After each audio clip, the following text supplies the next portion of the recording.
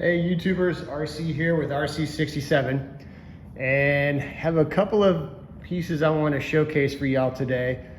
One is just more of a modern piece that you can find anywhere at a store for your $1.15 or whatever, $1.25 at Target, Walmart, Kroger's, whatever. This is a surf bus and I pulled it all apart, stripped it down, and then I repainted it into these Gulf colors and added some mag wheels. So let me talk a little bit about what I did on this bus here. So when I got this bus, this top piece was yellow. This middle piece here was brown with some tampering across here. And then of course you had your traditional, your standard Hot Wheels plastic wheels that were on the car. So what I ended up doing, obviously you guys know I do this, drill out these little mushroom heads in here. You separate the vehicle apart. This one came in 3 pieces. So I had this top piece, middle piece, and then the base, and of course your wheels.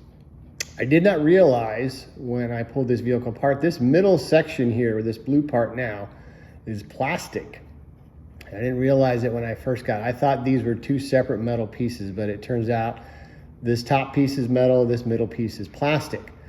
So I put the top piece in the stripper, and I had to take some paint thinner and then remove the tampering that was on this plastic. And then you do a little bit of scuffing on the plastic with a kind of not a rough sandpaper, but like a 2000 grit paper. Because when you paint on plastic, the paint doesn't stick very well if you just paint straight over the plastic. So painted it primer color, then I painted it this Gulf blue color, and then I kind of accented the fenders in black with some trim around here with the silver. And then of course the top of the bus I made in orange. And then of course I have the lights here across the top. This would be your radiator, your conditioner, whatever, for the engine here in the back.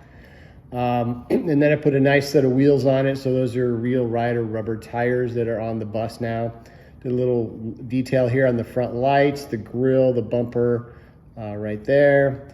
The window is the same color as the main piece of the bus there, but when I got the bus, there was no glass, so I just left it the same. I really didn't pick a color.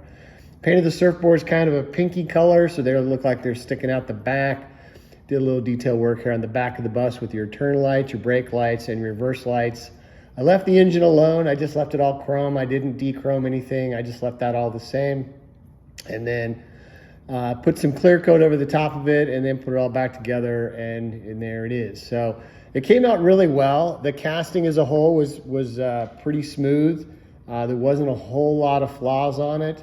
The problem with big surfaces like this on this top part, they tend to show a lot of scarring. So even though when I was ready to paint it and the surface of the bus on the top was very, very smooth and there was no defects at all, the paint will eventually show some flaws, and some of that is just natural paint scarring that occurs.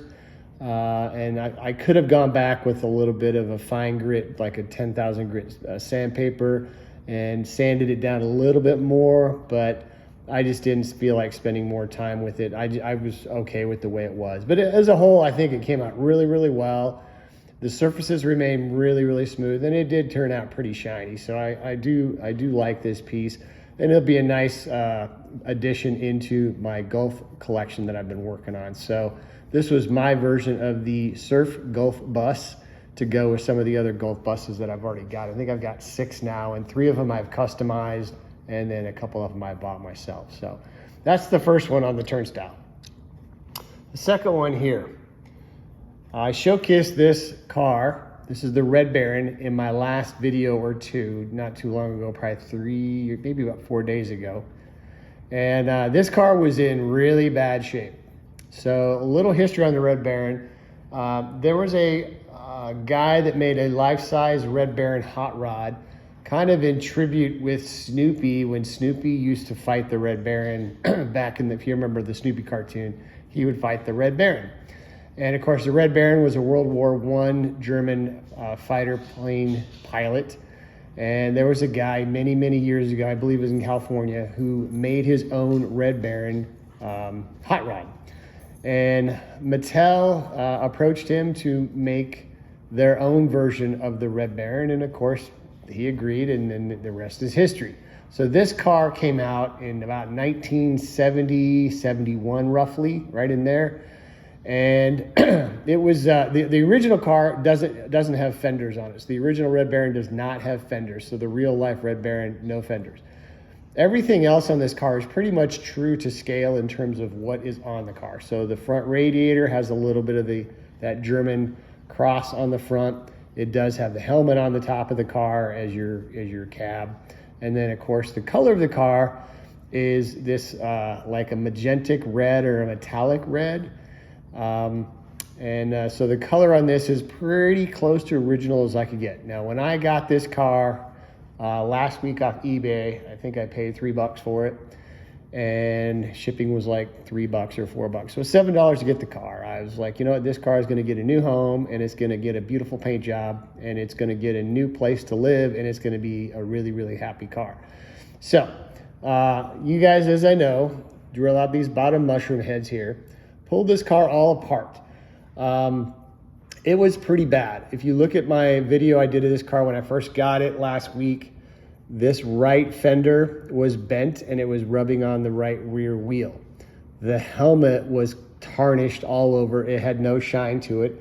The motor itself also tarnished, had no shine to it. There was scratch and dings all over the car. So the paint was in horrible condition. The front axle and wheels were bent, and it didn't roll well. One of the wheels actually had, I found out later when I was working on it, there was one wheel that actually had a chunk out of the wheel. So this car was in pretty bad shape. So through the body and the paint stripper, and then the rest of the car was really just about kind of fixing it. So I had to reshape this right rear fender. And then the base of the car, I polished it up with some polishing tones. Same thing with the helmet. I sanded the helmet down all the way up to a 3000 grit sandpaper. And then I took 3 different polishing compounds to get a shine to the helmet. And as a whole, I'm really proud of the way this car came out. This is probably one of the best cars I've probably done in the last four years or so that I've started restoring or customizing Hot Wheels. So what my goal is right now is to start kind of investing some time and money into some of the older Hot Wheel cars from the 60s and 70s. Like 1968 is the Sweet 16. I'll never be able to get any of those cars. They're just too expensive, especially the ones that are in good shape. And even the ones that are in bad shape are still easily $100. So I'm not gonna buy a car for $100 and then rip it apart and do stuff to it. But I do have a couple cars on order that I'm going to end up restoring one of them. The other one's actually in pretty good shape. But I'm going to try to kind of piece together a little history of cars that I had back in my collection when I was a kid, or the cars that were in the era of when I was playing with Hot Wheels when I was a kid. I don't have a Red Baron in my collection when I was a kid. I have one now. This one is a custom because I have the red line rubber tires on the car. These are not original or restored to original car, so it's more of a custom. But nonetheless, I think it looks really good. It rolls. It looks really shiny. The paint is clean. There's no flaws anywhere. So I think as a whole, this is going to be a really, really nice piece to my collection. And the other thing I want to do is once I get some of these cars from my childhood, from the 60s and 70s, I'll do a showcase of some of those cars, kind of give you guys a timeline of about when I kind of started getting cars from when I was a kid, and showpiece some of those. Some of them I have restored, and then some of them I've just left in their original condition because the value of them as such is still pretty good. So, but anyway, if you guys would like, comment, or subscribe, I hope you guys like what you saw today. This is RC with RC67 signing out. Hope everyone's having a great day. Take care.